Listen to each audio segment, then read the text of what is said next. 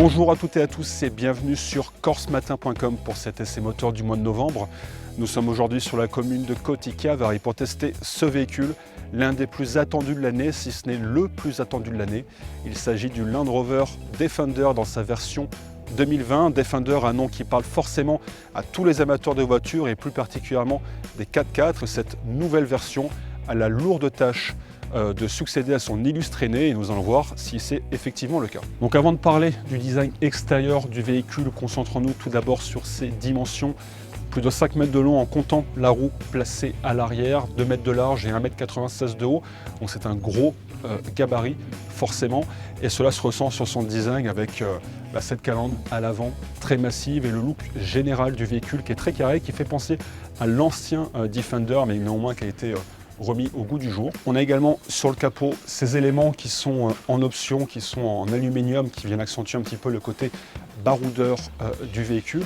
Donc la forme générale de ce Defender 2020 fait clairement penser à l'ancienne version, mais le design fait presque penser à un concept car. C'est très réussi, il a une véritable identité. On a des pneus là de 20 pouces et une garde au sol de 30 cm, donc on verra pour le côté franchissement du véhicule, c'est très important.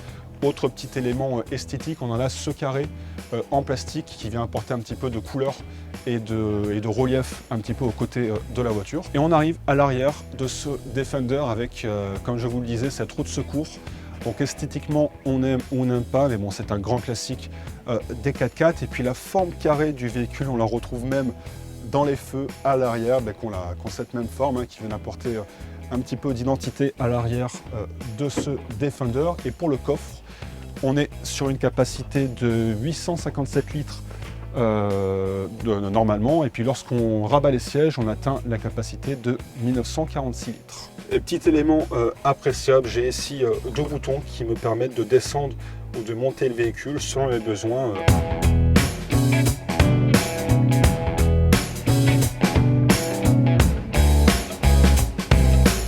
Donc on a l'arrière de ce Defender, 3 personnes peuvent y prendre place, on peut monter à 7 en option en rajoutant une rangée de sièges supplémentaires à l'arrière. Et ce qu'on note tout de suite, c'est qu'on a beaucoup de place au niveau de la tête et des jambes. Moi-même par exemple, je fais 1,86 m et pourtant voilà, ma tête ne touche pas, mes genoux ne touchent pas le siège d'en face. On a ici ces petites fenêtres au-dessus qui font penser à l'ancien Defender. Et niveau installation, j'ai face à moi une prise USB sur les deux sièges et également d'autres prises afin de brancher les différents appareils électriques. Donc pour le confort des passages à l'arrière, c'est quelque chose qui est très appréciable. Nous sommes à l'avant de ce Defender 2020. Tout d'abord, on note une très bonne position de conduite. Les sièges sont vraiment confortable, on a une bonne visibilité vers l'avant, on a une place assise qui est assez haute, donc bon voilà, ça c'est un point qui est vraiment appréciable. Vers l'arrière, là j'ai la vue qui est un petit peu bouchée par la roue de secours, donc bon, je peux la mettre dans le coffre, ou sinon vous pouvez prendre en option en fait une caméra qui va s'afficher dans le rétroviseur. Elle est placée sur le petit aileron qui est sur le toit, donc là pour coup niveau visibilité vous n'aurez aucun problème. Pour le design général, on est sur quelque chose de résolument premium. Les matériaux sont vraiment de qualité et on a aussi un petit détail pour accentuer un petit peu le côté baroudeur du véhicule, c'est qu'on a des vis apparentes un petit peu partout dans l'habitacle. Donc on a également dans l'habitacle plusieurs espaces de rangement. J'ai là sous la coudoir en option évidemment un petit espace réfrigéré pour les boissons.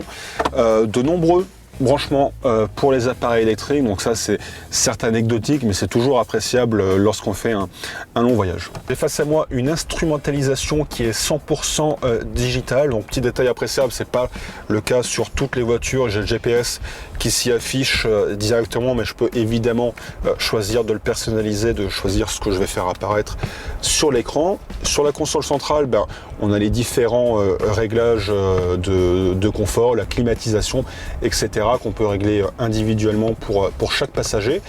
L'écran central, donc là aussi c'est un détail, mais on apprécie particulièrement le design de l'écran et puis aussi le design du menu qui propose quelque chose d'assez sobre, de très clair, et puis surtout les commandes sont très réactives.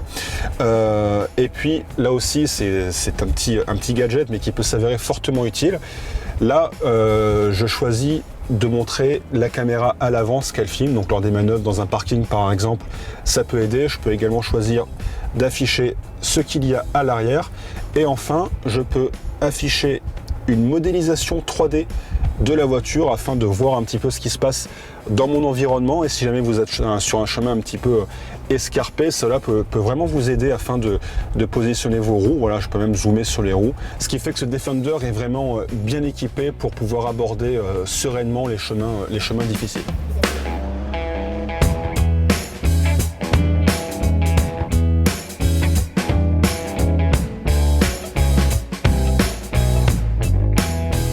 On l'a dit en introduction, ce Defender est avant tout un franchisseur. Donc on a effectivement une garde au sol de 30 cm, une amplitude de 50 cm au niveau des suspensions. On peut traverser des cours d'eau qui vont jusqu'à 90 cm. La plateforme sur laquelle est basé ce Defender est la plateforme Land Rover D7X. On a un châssis monocoque en aluminium que le constructeur vend tout simplement comme le plus résistant du marché. Dans le modèle de base, on a la transmission intégrale, une boîte de transfert à 2 vitesses ainsi que la suspension adaptative, suspension d'ailleurs qui est de qualité. Là, comme vous voyez, là, on est sur un chemin en terre avec beaucoup de charnières, donc il y a des reliefs parfois assez importants, et ce Defender les passe sans aucun mal, tout en proposant un confort optimal aux passagers. Donc ça, c'est quelque chose de vraiment appréciable.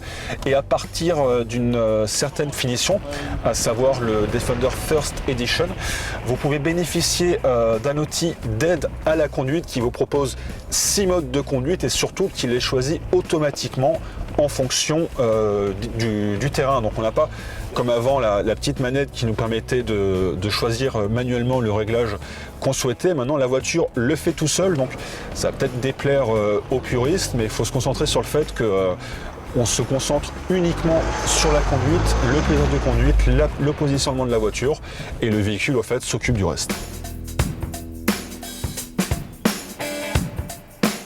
Et donc on a un autre outil d'aide à la conduite qui permet de passer en gamme basse lorsque on s'apprête à s'engager sur une pente vraiment raide. À ce moment-là, le véhicule va freiner tout seul le long de la pente. Vous aurez juste à vous occuper de la direction. Donc voilà, là encore, le Defender prend un petit peu les commandes et laisse au conducteur juste le plaisir de diriger le véhicule. Donc on l'a dit, ce Defender a des qualités de 4x4 indéniables qui le placent parmi ce qui se fait de mieux sur le marché. Mais il ne faut pas non plus oublier qu'on va surtout l'utiliser sur la route dans la vie de tous les jours. Et à ce niveau-là, il a un comportement qui est très étonnant par rapport à son gabarit et par rapport à son poids.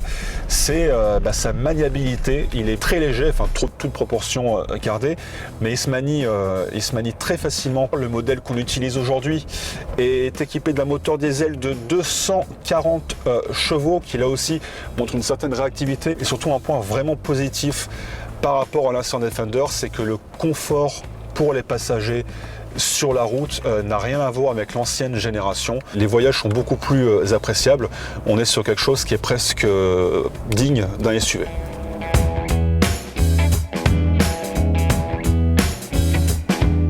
En conclusion, ce Defender 2020 est-il à la hauteur de l'attente qu'il a suscité?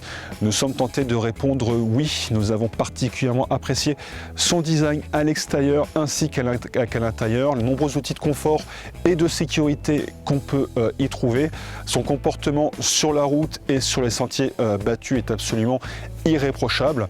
Le seul défaut qu'on pourrait lui trouver, c'est tout simplement son prix. Le tarif d'entrée de gamme est à 49 900 €. La version que nous avons utilisée aujourd'hui, qui est, je le rappelle, équipée d'un moteur diesel de 240 chevaux, est proposée à un petit peu plus de 68 000 €.